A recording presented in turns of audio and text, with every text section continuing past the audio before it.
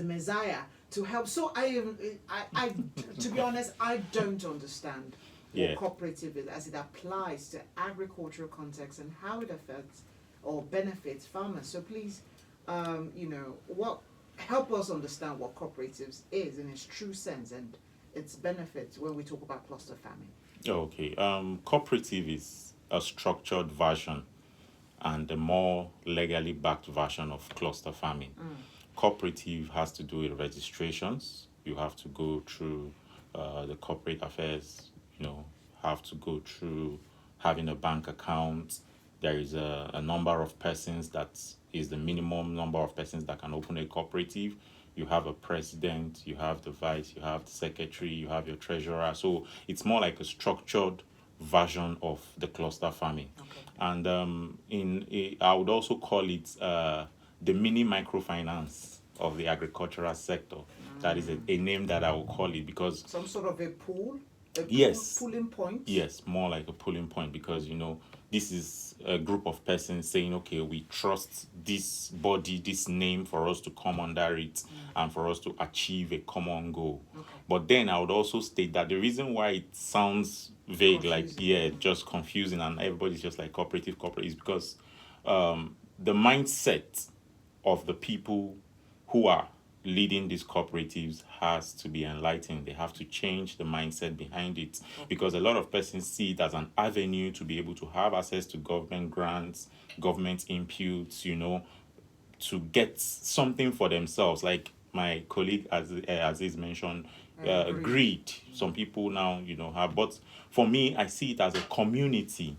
You can actually do a whole lot. You can have a village out of a cooperative because now that you're structured, you are registered, you have your bank account, you have your president, and it is votable.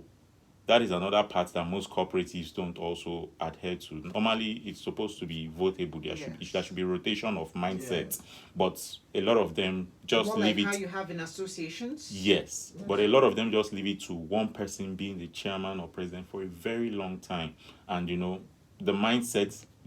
Every other person in the group is just on the cooperative.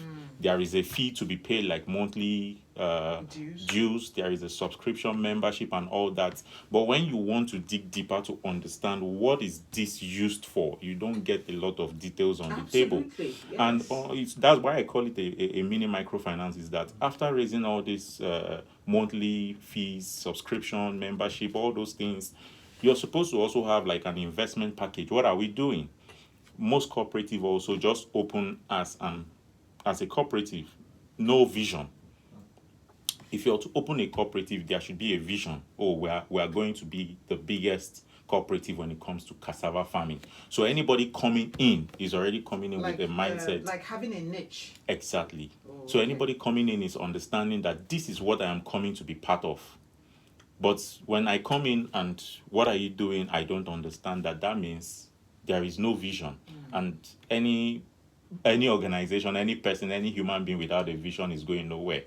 So that is the first problem that needs to be tackled. Second is investment. When people put these funds together, there can be investment packages. It must not necessarily be agriculture, but other investment like maybe treasury bills, like bonds that those money can go to generate income, and at the long run you can share dividends. And when people start to see that there is transparency, there is accountability, they get to want to invest more. So my advice is that cooperatives should start to look at this type of mindset, because anything we're doing here on earth starts with our mindset. Like I said, the vision behind it. If you don't have that vision of what you want to do, you will be confused. You will go here, you go there, they bring inputs, a few persons take it, maybe even sell to the cooperative members, even though they tell me that it is affordable.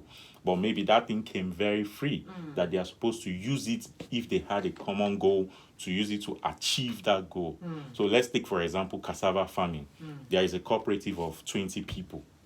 They come together, they have the membership fee, their monthly subscriptions. They if there is a vision, people can even say, okay, I have 500,000 and I want to invest in the cooperative. There should be that investment package whereby they say, okay, we are getting a land. There is a structure. If I'm giving this out, it's actually free. Yeah, it's actually free consultation to cooperatives that are listening You know, you structure it that, okay, we're going into cassava farming, we are looking at 1 hectare, 2 hectares, 5 hectares. That is a goal. It's not achievable yet, but because you already have it envisioned, anybody coming into the cooperative, you're giving them this vision, you're clear, you're transparent. And when they come in, they assist you with even advice, finance and everything. And as you're taking the process, you're carrying everybody along, they're understanding it, and you're expanding, you're growing, they're getting their returns on investment back. Okay. Because the reason why they are there is for ease access to finance, investment and market. Thank you. Stephanie, go ahead. Okay, for me, I would say for any farmer who is out there listening, for any agribusiness person, leverage partnership, collaboration is very important. You can't do it alone. Yes. Make sure you leverage partnership, collaboration, and like we've spoken about it today, cluster is part of that partnership and collaboration. Cooperatives are part of that partnership and collaboration, so that you can be able to, you know, leverage resources, leverage knowledge, and also leverage strengths. Okay. So that is my advice: partnership, collaborations. Right, I think I say amen at this point. Thank you, gentlemen. I'm Thank hoping you. that we'll have an opportunity to have such engaging conversation on all the relevant, viable areas in the agriculture